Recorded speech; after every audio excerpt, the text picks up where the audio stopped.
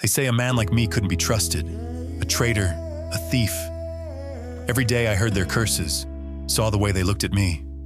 I was rich, but hollow inside. And then, he came.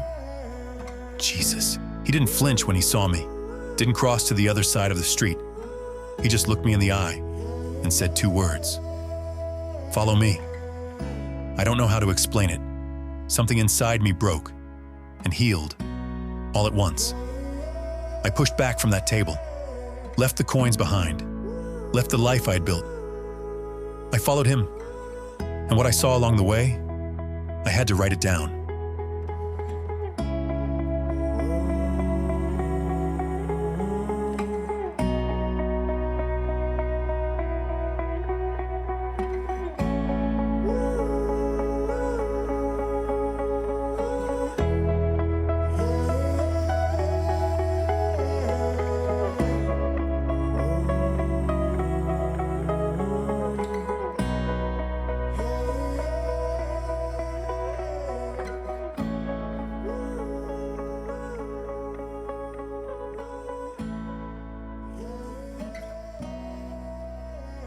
Welcome back to The Messiah King, a documentary-style journey through the Gospel of Matthew. In this episode, we turn our attention to the author himself, a man who once sat at a Roman table but was called to follow a Jewish rabbi. He is known as Matthew, but before he wrote the Gospel that bears his name, he was a tax collector, a man scorned by his people, yet chosen by Jesus to be a witness and a messenger. Today, we uncover Matthew's story, who he was, who he wrote to, why he structured his Gospel the way he did, and why every word still matters. This is episode 3, The Tax Collector Turned Storyteller.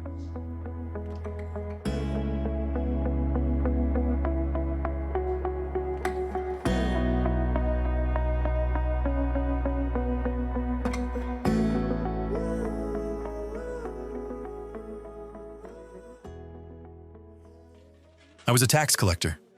I sat behind a table piled high with coins, Roman coins, taken from my own people. People looked at me like a traitor. And honestly, I didn't blame them. I wasn't proud of who I was. I took what Rome demanded, and a little extra for myself. That's just how the system worked. But then, he came. Jesus walked right up to my booth one day. He didn't yell at me. He didn't accuse me. He just said 2 words. Follow me. I didn't even think about it. I just got up, left the coins, left everything.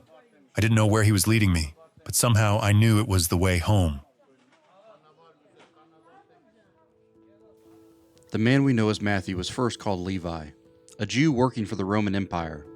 In the eyes of his fellow countrymen, he was a traitor, a man who had sold his loyalty for coins. In the Gospels, tax collectors were often listed alongside sinners, and for good reason. They were considered corrupt, collaborators with the enemy. But it was this man Jesus called, and it was this man who left everything behind to follow him. What kind of transformation would make a man trade wealth for discipleship? Let's hear his own words. Later, when I started writing it all down, I wasn't just writing for strangers. I was writing for people like me. People who knew the scriptures by heart, who could quote Moses and the prophets, but somehow still missed what it was all about. I wanted them to see what I saw, that Jesus was the one we had been waiting for. Every promise, every prophecy, it wasn't just ancient words, it was him. I wrote about his life, his teachings, his miracles. And all along the way, I kept pointing back to what we already knew from the scrolls, so they would realize this was what it had all been leading to. That's why I kept saying, this happened to fulfill what was spoken. I wasn't just telling stories. I was connecting the dots. Matthew was more than a follower. He became a chronicler, a witness to the life and ministry of Jesus Christ. But he didn't write in a vacuum. He had an audience in mind, his fellow Jews, men and women who knew the scriptures, who had memorized the Torah and prayed for the Messiah. Yet, when he came, didn't recognize him. Matthew's gospel is rich in prophecy, quotation, and structure. His aim was clear: to show that Jesus was the promised one, the fulfillment of everything the Hebrew Scriptures pointed towards. Now let's hear how Matthew explains his purpose. When I wrote my gospel, I could still hear their voices. The Pharisees, obsessed with appearances. The Sadducees, who didn't believe in anything they couldn't see. The Zealots, sharpening their swords. The Essenes, hiding away in the desert. I thought about them as I wrote. To the Pharisees, I showed that righteousness wasn't about tithing herbs and memorizing rules. It was about justice, mercy, and faith. To the Sadducees, I showed that the living God had stepped into history, that the dead aren't lost. They're alive in Him.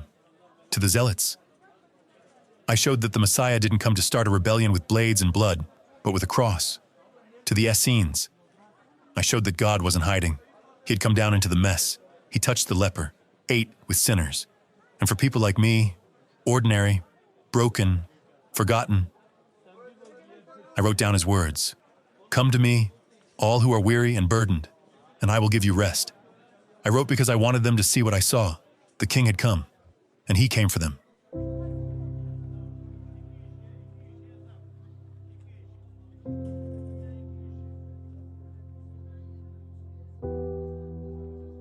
Unlike modern biographies or memoirs, Matthew's gospel is not strictly chronological or casual. It's meticulous. It's deliberate. Scholars have long observed that Matthew organizes his gospel into 5 major teaching blocks, what they call the 5 discourses.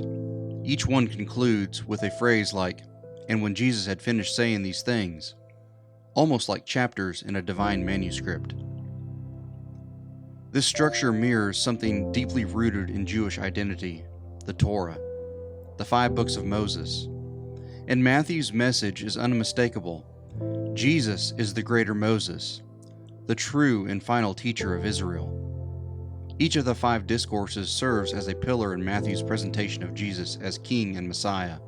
As we move through each one, Matthew helps us understand the themes, the context, and the power behind the words. When I sat down to arrange everything, I didn't just pile events together. I wanted people to feel the weight of it, to see the pattern. So I built it like the Torah, 5 big sections, just like the 5 books Moses gave us.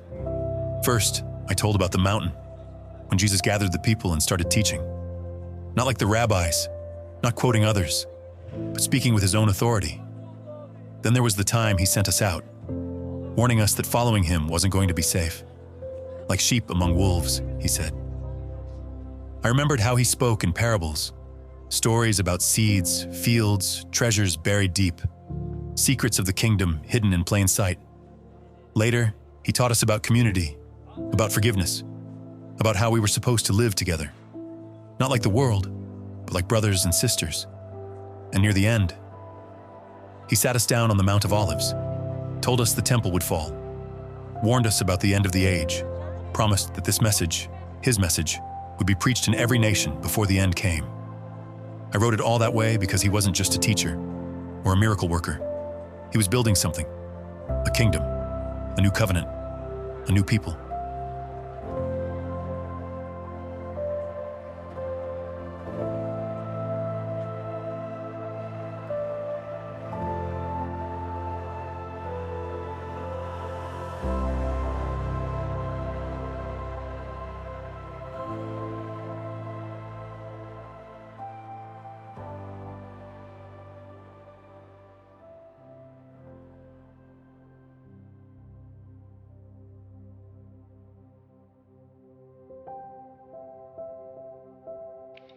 Matthew's words aren't just a reflection of his time.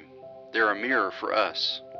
The questions he answered, the voices he addressed, the grace he received, they speak directly to our modern doubts, divisions, and longings. But this story doesn't end with understanding Matthew's gospel. It invites us to respond. So before we close, let's pause and reflect on what this means for us today. Matthew's story is more than history. It's hope for every one of us. His transformation from tax collector to apostle shows us that no past disqualifies us from the future with Jesus. In fact, sometimes it's the ones the world casts aside that Jesus chooses to carry His message. Maybe you felt unworthy. Maybe you've believed the lies, that your failures are too great, your background too messy, your heart too divided.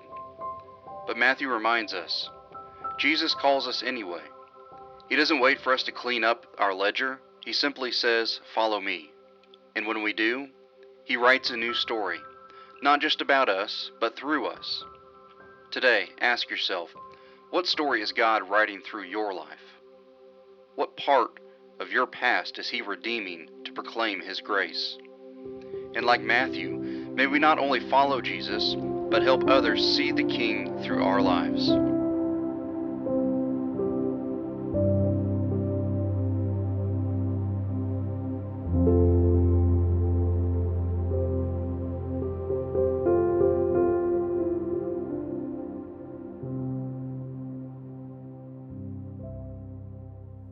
Matthew's journey from tax collector to storyteller is a testament of grace, and a reminder that Jesus calls the unlikely to do the unimaginable.